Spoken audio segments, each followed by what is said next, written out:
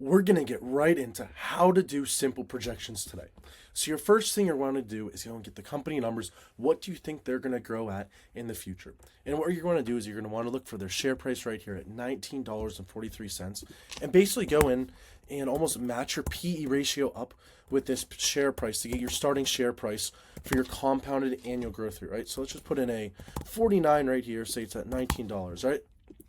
And then what you're going to do is you're going to go and you're going to type in that P ratio, and then you're going to go and type in revenue growth, we think. So say we have SoFi, we think they're going to grow at 31% a year.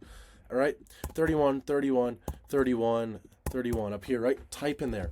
The next thing you want to do is go and model out your net income growth, what you think they're going to grow at through all these years. You can put in different numbers for everything you think. And then right here, this line, we have the share buyback and share dilution.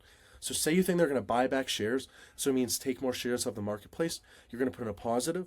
And if you think they're going to issue more shares, diluting the shareholders, you're going to put in a negative. So say we think they're going to be negative to do that, and then they're going to stop having to dilute shareholders right here, right?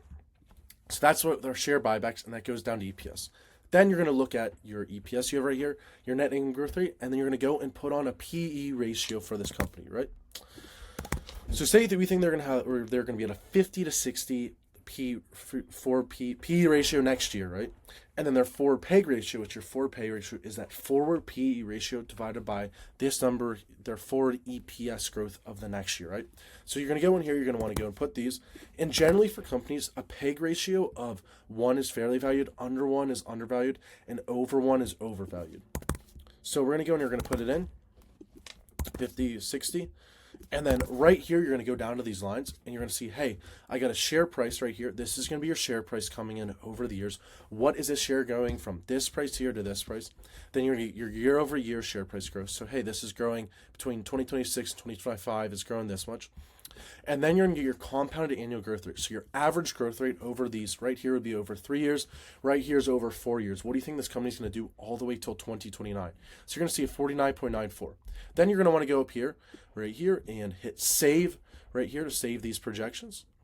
And then you're going to want to go and fill out your bear case and your bull case with a bunch of numbers. Let's just put in here, here. Let's just say this is all we have to go. But basically, that's all you're going to do. You're going to want to fill out all of these cases, all your base case, bear case, bull case. Bull case generally is like, hey, 10% chance they do way better than we think. Base case is, what do you think is going to happen? And bear case is worst case possible scenario for the company. Also, they don't turn out into the investment that you thought they were going to be. Thanks for watching this, guys.